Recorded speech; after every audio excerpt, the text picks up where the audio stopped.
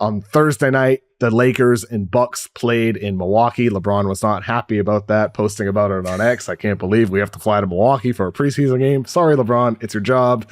They beat the Bucks on Thursday night. JJ Redick's first win. Granted, it's just a preseason game. I thought it was kind of funny. It goes against Doc Rivers, who he's kind of sparred with a little bit publicly when JJ had his podcast, and against Darvin Ham, an assistant coach for the Milwaukee Bucks. Shams said on Thursday that Bronny James is expected to play opening night. Now, for Bronny, it has not been a good preseason at all. He's played 3 preseason games. He's 0 of 4 from 3, 1 of 7 from 2. He has 5 turnovers to only 1 assist, 3 fouls, 3 blocks, 3 rebounds. Dan, I'm worried about Bronny. I mean, I was hoping to see some progress from shooting after he shot only 20% on catch and shoot threes from USC last year, only 30% on catch and shoot threes at the high school level. I was hoping that we'd see some progress, but I thought Tom Haverstraw nailed it on the Tuesday episode.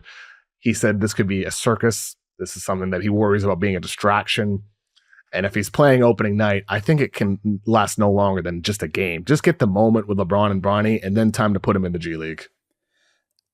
Just peeling the curtain back a little bit, our editor, Matt Wong, asked me after I filed my preview of the Lakers season, which I think went up earlier this week at Yahoo Sports. Should we get a mention of Bronny in there, just, either in terms of the circus aspect or in terms of what you think he could do?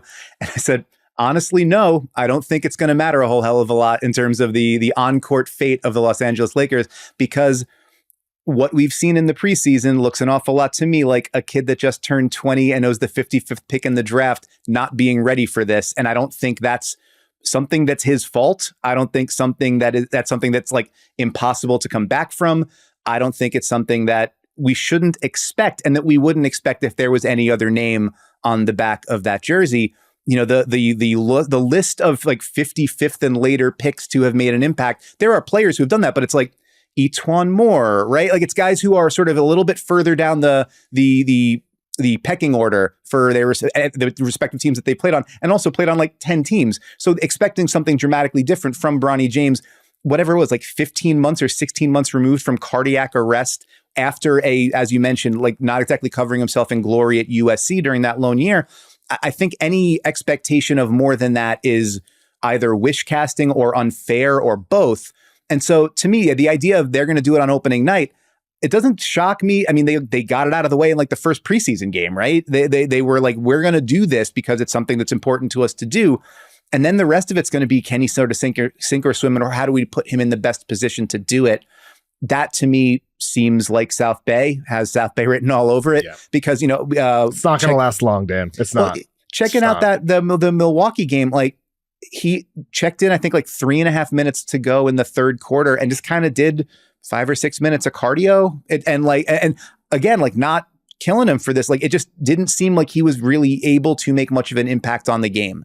And that is the case for a lot of young guys who are sort of like not overwhelming physical specimens. Like he's like a 6'2" guard. It's a hard thing to make your impact and to make your presence felt and to be able to make a significant positive contribution at the NBA level for a player of that type. And he's got his work cut out for him. I think he knows that. I think everybody around them knows that.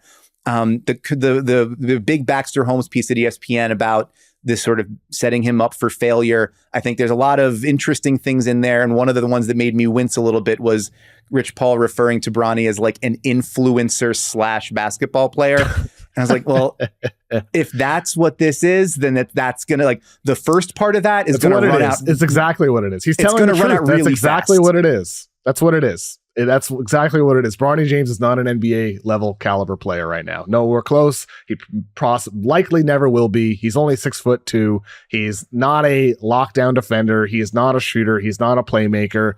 He's the son of LeBron James. And I'm rooting for Bronny. I think it would be awesome to see Bronny in the NBA for a decade plus, long after LeBron's gone, but he's nowhere close. Okay. And so I think that it is an influencer thing. I think Rich Paul's telling the truth. And I hope he develops. I hope the shot starts falling, but it has not been consistent in high school. It was a negative at USC. He's now 0-4 from 3 in the preseason after struggling in the summer league. We have a very large sample size that Bronny is not a knockdown shooter, even though the mechanics look beautiful. even though it looks great, even though he's athletic, he's not a creator. He's just not an NBA player anywhere close yet. And so I'm rooting for it to work, but I'm not even sure he's going to be productive at the G League level.